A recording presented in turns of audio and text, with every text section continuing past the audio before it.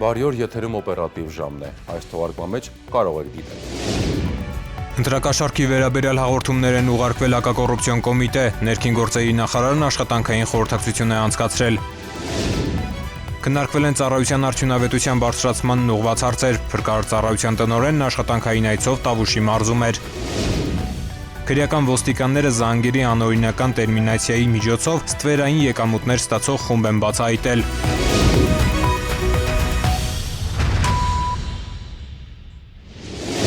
Ներքին գործերի նախարարությունում քննարկվել են ազգային ժողովի ընտրությունների ընդառաջ իրականացվող աշխատանքները, հաղորդվել է, որ հնարավոր ընտրական խախտումների վերաբերյալ արդեն իսկ արձանագրվել է 19 հաղորդում, որոնց հիման վրա նախաձեռնվել են քրեական վարույթներ։ Ներքին գործերի նախարարը հանձնարարել է ապահովել իրավապահների արագ եւ համակարգված արձագանքը ընտրական գործընթացների ամբողջ ընթացքում։ Ներքին գործերի նախարար Արփինե Սարգսյանի գլխավորությամբ մայիսի 12-ին տեղի ունեցել աշխատանքային խորհրդակցություն, որին մասնակցում էին ներքին գործերի նախարարության եւ ենթակա ծառայությունների ղեկավարները։ Արփինե Սարգսյանին է ներկայացվել ազգային ժողովի առաջիկա ընտրություններին ընդառաջ ոստիկանության ստորաբաժանումների կողմից իրականացված աշխատանքը։ Ձեռնարկված միջոցառումների շնորհիվ առերևույթ ընտրական հանցագործությունների վերաբերյալ 19 հաղորդում է ուղարկվել նախաքննական մարմիններ, որոնց հիման վրա նախաձեռնվել են քրեական վարույթներ։ Ներկայացվել են նաեւ ընտրողների նախնական ցուցակների հրապարակման, վերջնական ցուցակների ձևավորման եւ ճշգրտման ուղղությամբ ընթացիկ աշխատանքները։ Այդ համատեքստում անդրադարձ է կատարվել կենտրոնական ընտրական հանձնաժողովի հետ համագործակցությանը։ Կարևորվել է ընտրության օրը միգրացիա եւ քաղաքացիության ծառայության եւ 112 օպերատիվ կառավարման կենտրոնի թեժ գծերի միջոցով քաղաքացիներին եւ դիտորդական առաքելությունների ներկայացուցիչներին տարբեր լեզուներով տեղեկատվության հասանելիության ապահովումը։ Անդրադարձ է կատարվել անձնակազմի վերապատրաստման հարցերին։ Ներքին գործերի նախարարը հանձնարարել է գործող ընթացակարգերի, ընտրողների իրավունքների եւ ընտրական հանցագործությունների կանխարգելման ուղղությամբ ինտենսիվացնել հանրային իրազեկումը։ Նախարար Սարգսյանը նախընտրական եւ ընտրական գործընթացներում առերևույթ իրավախախտումների, հանցագործությունների կանխարգելման, դրանց բացահայտման եւ արագ արձագանքման ուղղությամբ տվել է խիստ հանձնարարականներ։ Արփինե Սարգսյանը շեշտել է, որ իրավապահ համակարգի արձագանքը պետք է լինի օպերատիվ, պրոֆեսիոնալ եւ համակարգված, ուղղված ընտրական գործընթացների պատշաճ ապահովմանը։ Ներքին գործերի նախարարության եւ ենթակա ծառայությունների ղեկավարները ներկայացրել են կոնկրետ ուղղություններով արդեն իսկ կատարված աշխատանքները։ Ներքին գործերի նախարարության փրկարար ծառայության տնօրեն, ներքին գործերի նախարարի տեղակալ Արամ Ղազարյանը Տավուշում հետևել է փրկարարական ստորաբաժանումների աշխատանքին եւ ծանոթացել ծառայության կազմակերպմանը։ Այցի ընթացքում քննարկվել են պատրաստվածության բարձրացման, տեխնիկական հագեցվածության եւ արտակարգ իրավիճակներին արագ արձագանքման հարցերը։ Աշխատանքների արդյունավետության բարձրացման նպատակով տրվել են հանձնարարականներ։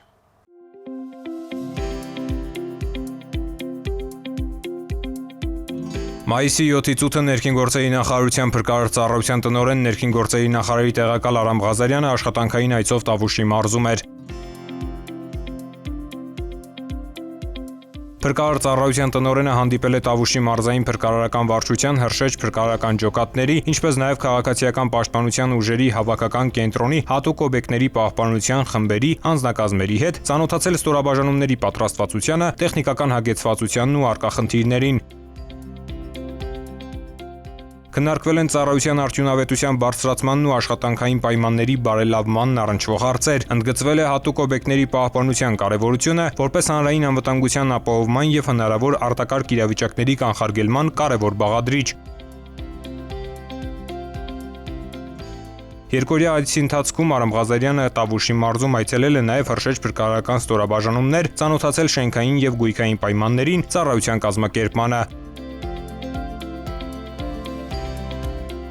Արամ Ղազարյանն անդրադառնալով փրկարար ծառայության վերափոխման հայեցակարգային մոտեցումներին, հանձնարարել է ուշադրություն դարձնել հատկապես հատուկ տեխնիկական ուսումնավարժությունների ու վերապատրաստման դասընթացների պատշաճ կազմակերպմանը։ Փրկարար ծառայության տնօրենն անդրադառնալով ծառայողների ատեստավորման գործընթացին, ընդգծել է, որ մասնագիտական կարողությունների զարգացման եւ ծառայության արդյունավետության բարձրացման տեսանկյունից ատեստավորումն առանձնապես կարևոր է։ Նա հորդորել է ակտիվորեն մասնակցել ատեստավորմանը, նշելով, որ այն հնարավորություն է ոչ միայն կատարելագործելու մասնագիտական հմտությունները, այլև բարելավելու սոցիալական երաշխիքները։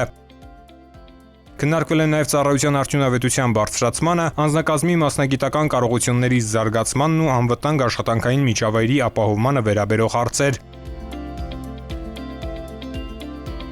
Մարզային փրկարարական վարչությունում տեղի ունեցած խորհրդակցության ժամանակ ընդգծվել է արտակարգ իրավիճակներում արագ արձագանքման կարողությունների զարգացումը, արձագանքման ժամանակի կրճատումը, հրշեջ փրկարարական ստորաբաժանումների համակարգված գործելու անհրաժեշտությունը։ Ընդգծվել է անձնակազմի պատասխանատու աշխատանքի, փոխգործակցության ամրապնդման կարևորությունը։ Փրկարար ծառայության տնօրենը մարզային վարչության ղեկավար կազմին տվել է կոնկրետ հանձնարարականներ։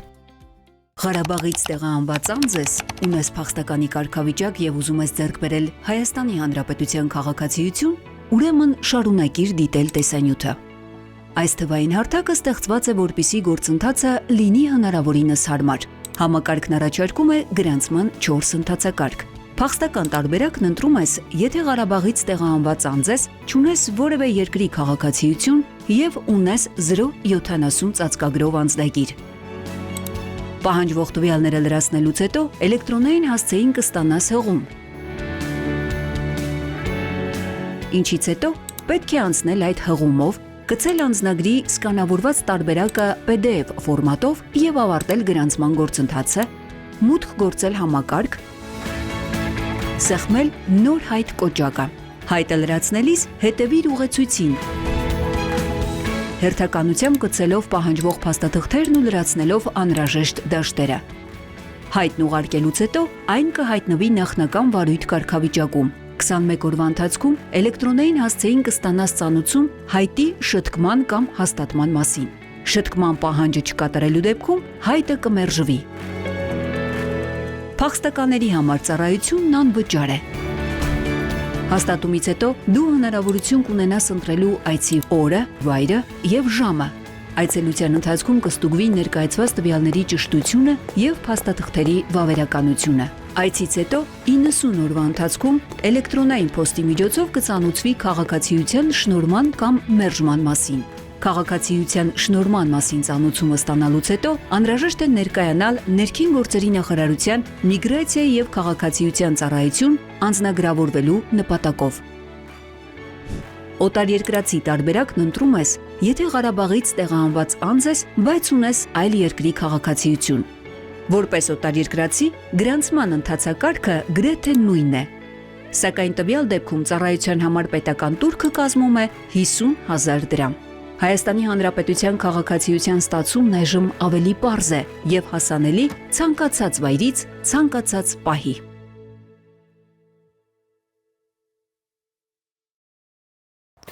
Ներքին գործերի նախարարության սեյսմիկ պաշտպանության համակարգը վերազինվել է եւ անցել արդիական մոդելի տարածքային կենտրոններին այժմ գործում են որպես միասնական համակարգ, փոխարինելով միմյանց արտակարգ իրավիճակներում։ Ներդրվել են տվյալների օպերատիվ հավաքագրման ու մշակման նոր մեխանիզմներ։ Ներքին գործերի նախարարության եւ ենթակածառայությունների համակարգային արդիականացման շրջանակում վերազինվել է նաեւ սեյսմիկ պաշտպանության ոլորտը։ Եթե նախկինում ծառայության տարածաշրջանային կենտրոնները օպերատիվ հերթապահությունն իրականացնում էին միայն սպասարկման տարածքներում, իսկ տվյալների փոխանակումը կատարվում էր ալեհավաքային կապով, ինչը հաճախ հանգեցնում էր տեխնիկական խնդիրների, ապա այսօր ներդրվել են տվյալների հավաքագրման եւ մշակման առավել օպերատիվ եւ ճշգրիտ մոդելներ։ Ամբողջովին պատասխանատվությունը մեր հերթապահության ժամանակ մնում է հյուսիսային տարածաշրջանային կենտրոնի վրա, արդեն գործում է տվյալների հավաքագրման եւ օպերատիվ մշակման բաժինը համալրված համապատասխան գույքով եւ տեխնիկայով։ Առանցքային ձեռքբերումներից է դուբլյորի կամ փոխարինելիության սկզբունքի ներդրումը։ Այժմ տարածքային ստորաբաժանումները գործում են որպես մեկ միասնական համակարգ, ինչը նշանակում է, որ կենտրոնները կարող են լիարժեքորեն փոխարինել միմյանց։ Օրինակ, եթե սեյսմիկ իրադարձության օջախը Երևանում է, ապա Գյումրու կենտրոնը կարող է ստանձնել տվյալների մշակման եւ իրազեկման ողջ գործընթացը, ապահովելով տեղեկատվության անընդհատությունը։ Ի տարբերություն նախորդ տարիների, որտեղ զուգահեռ 3 թիմեր իրականացնում, այսօր իրականացում է մի թիմ, կամ Գյումրիի թիմը, կամ Երևանի, ըստ հերթապահությունների գրաֆիկի։ Հյուսիսային տարածաշրջանային կենտրոնը նաև կարևոր մասնագիտական դարբնոց է։ Այստեղ ուսանողներն ու աշակերտները հնարավորություն ունեն գործնականում ծանոթանալու սեյսմիկ ալիքների մշակման ընթացքին, ինչպես նաև երկրաշարժի էպիկենտրոնի եւ մագնիտուդի որոշման մեթոդաբանությանը։ Սեյսմիկ պաշտպանության տարածքային ծառայությունն այսօր առավել պատրաստված է դիմակայելու բնության մարտահրավերներին, իսկ համակարգի վերազինումը շարունակվում է։ Քրեական ոստիկանության կիբերհանցագործությունների դեմ պայքարի ստորաբաժանումը բացահայտել է բարձր տեխնոլոգիաներով իրականացվող կազմակերպված հանցավոր սխեմա Արագածոտնի մարզում։ Կարբի գյուղի առանձնատանը հայտնաբերվել են հատուկ սարքավորումներ, որոնց միջոցով իրականացվել են համակարգչային հափշտակություններ և հեռահաղորդակցության ոլորտում անօրինական գործողություններ։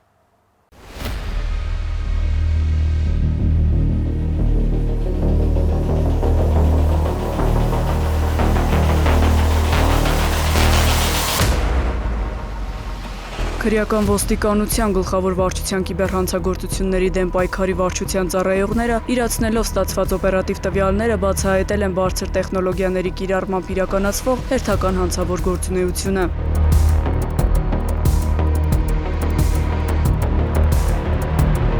Ըստ օպերատիվ տվյալների մի խումբ անձինք Արագածոտնի մարզի Կարբի գյուղի առանձնատներից մեկում տեղադրել են մասնագիտացված համակարգչային տեխնիկա և հատուկ մշակված ծրագրերի միջոցով իրականացրել խոշորամասշտաբ համակարգչային հափշտակություններ։ Քրեական ոստիկանների ձեռնարկած օպերատիվ հետախուզական միջոցառումների արդյունքում փաստական տվյալներն ամբողջացվել են և հաղորդումը ներկայացվել է քննչական կոմիտե։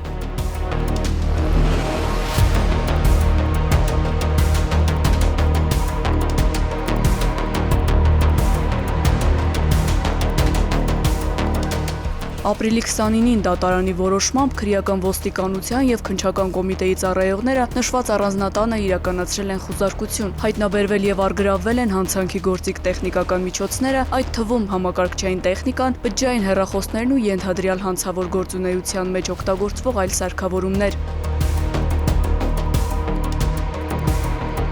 Խմբի գործունեության ուղղություններից մեկը եղել է զանգերի անօրինական տերմինացիան, այն հեռահաղորդակցության ոլորտում տարածված հանցագործություն է, որը կոչվում է նաև GSM fraud կամ SIM boxing։ Օգտագործվել են բարձր տեխնոլոգիական լուծումներ, օտարերկրյա մի շարք ընկերություններից ձեռք են բերվել համապատասխան ծառայություններ և voice over IP հարթակներ, որոնց միջոցով միջազգային հեռախոսային հոսքը համացանցային կապուղիներով ներբեռնվել է տեղական հեռահաղորդակցության ցանցեր, ձևակերպելով որպես տեղական զանգերի։ Իրականացվել են տարբեր որակի տրաֆիկների միախառնում և արհեստական րոպեների գեներացում ստվերային եկամուտների ապահովման համար։ Խմբավորման հանցավոր սխեման ներառել է նաև հեռահաղորդակցության համակարգերում վնասաբեր ծրագրակազմերի կիրառումը, օգտագործելով արհեստական բանականություն և ծրագրավորման տարբեր լեզուներով հատուկ հրահանգներ, հանցագործները թիրախավորել են անհատական օգտահաշիվները, ինչը հնարավորություն է տվել մուտք գործել քաղաքացիների անձնական հաշիվներին և իրականացնել ֆինանսական միջոցների հափշտակություն։ Թվային հետքերը վերացնելու և բացահայտման ռիսկը նվազեցնելու նպատակով կիրառվել են քողարկման հատուկ մեթոդներ, իսկ հանցավոր ճանապարհով ստացված եկամուտները փոխակերպվել են կրիպտոառույթի։ Ներկայումս իրականացվում են լայնածավալ փորձաքննություններ,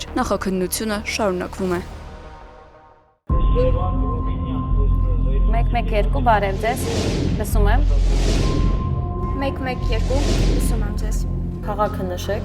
Բարի շնորհակալություն, ընդունեցեք։ Ազանգ ունեն քաղաքացուն օգնություն անհրաժեշտ Մաշտոցի պողոտայում։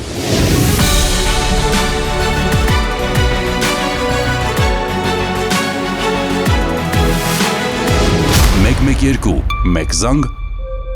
արագ արձագանք։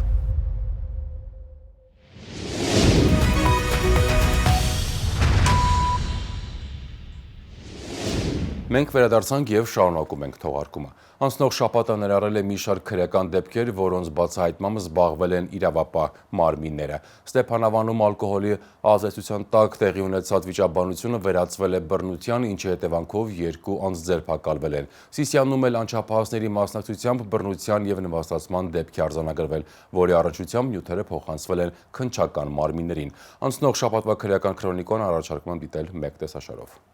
Համայնքային ոստիկանության Շենգավիթի բաժնի ծառայողներն իրացնելով մայիսի 13-ին ստացած օպերատիվ տեղեկությունը պարզել են, որ Նոր Խարբերդ գյուղի 49-ամյա բնակիչը վարչական շրջանի ընտրատեղամասերից մեկում լինելով լիազոր անդամ, ընտրություններին մասնակցող կուսակցություններից մեկի օգտին քվեարկելու համար 68-ամյա համագյուղացուն 50,000 դրամ է տվել։ Ձերբակալման ժամանակ 49-ամյա տղամարդն իր վարած Toyota Magnish-ի մեքենայով փորձել է դիմել փախուստի, ինչը կանխվել է։ Կաշառք տալու հիմնավոր կասկածանքով նա ձերբակալվել և տեղափոխվել է Շենգավիթի բաժին, ապա կազմված սպասաթղթերի հետ ներկայացվել հակակոռուպցիոն կոմիտե։ Հիշեցնենք, որ ընտրակաշառք տալը, ստանալը, ինչպես նաև ընտրության ժամանակ բարեգործության արգելքը խախտելը քրեորեն պատժելի արարք են։ Կոչ ենք անում զերծ մնալ հակաօրինական գործողություններից։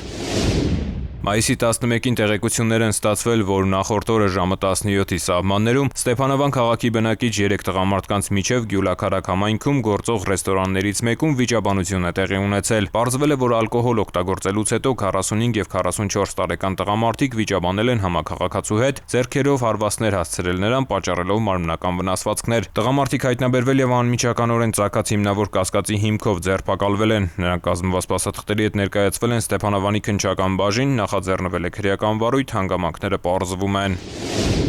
Մայիսի 12-ին համայնքային ոստիկանության Սիսիանի բաժնի ծառայողները ստացել են օպերատիվ տեղեկություն, որ անչափահաս 2 պատանիներ 12-ամյա մի տղայի հայհոյել ու ապտակել են, նվաստացրել են նրան եւ այդ ամենը նկարահանել բջջային հեռախոսով։ Հետագա միջոցառումներն իրականացվել են մանկավարժների հետ ակտիվ համագործակցությամբ։ Արդյունքում 14-ամյա 2 պատանիները հայտնաբերվել եւ տեղափոխվել են համայնքային ոստիկանության բաժին։ Կազմված փաստաթղթերն ու առգրաված բջջային հեռախոսը, որով կատարվել էր դեպքի տեսագրությունը, ներկայացվել են Սիսիանի քննչական բաժին։ Նման դեպքերը գտնվում են համայնքային ոստիկանության մշտական ուշադրության կենտրոնում։ Անչափահասների նման դրսևորումները կանխելու նպատակով համայնքային ոստիկանները համագործակցում են մանկավարժական կոլեկտիվների հետ, սակայն շատ կարևոր է նաև ծնողների եւ ընդհանրապես համայնքի բոլոր անդամների ակտիվ ներգրավվածությունը։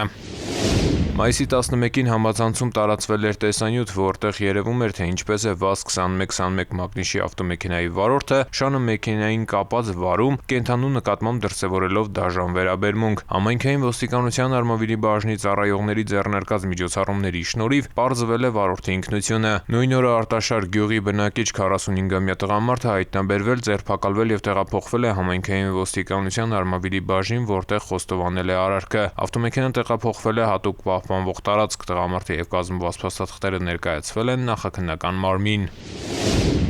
Քրեական ոստիկանության թմրամիջոցների անօրինական շրջանառության դեմ պայքարի վարչության ծառայողներն ու Կոտայքի մարզի գումարտակի պարեկները համատեղ ձեռնարկած օպերատիվ հետախուզական միջոցառումների արդյունքում աշտարակ Երևան ճանապարհին հայտնաբերել Մաքսանենք ճանապարհով ներկրված թմրամիջոց ձեռք բերելու, պահելու եւ իրացնելու կասկածանքով ձերբակալել եւ համայնքային ոստիկանության Մաշտոցի բաժին են տեղափոխել Երևանի բնակիչ 20-ամյա եւ 21-ամյա 2 երիտասարդի եւ 39-ամյա տղամարդու։ 21-ամյա երիտասարդի անձնական խուզարկությամբ հայտնաբերվել է ընդհանուր 3 կիլոգրամ 15 գրամ մարիխուանա։ Նույն թմրամիջոցի նմանվող զանգվածով փաթեթ է հայտնաբերվել նաև 20-ամյա երիտասարդի մոտ։ Նախաձեռնվել է քրեական վարույթ, 20 եւ 21-ամյա երիտասարդները կալանավորվել են, կատարվում է նախաքննություն։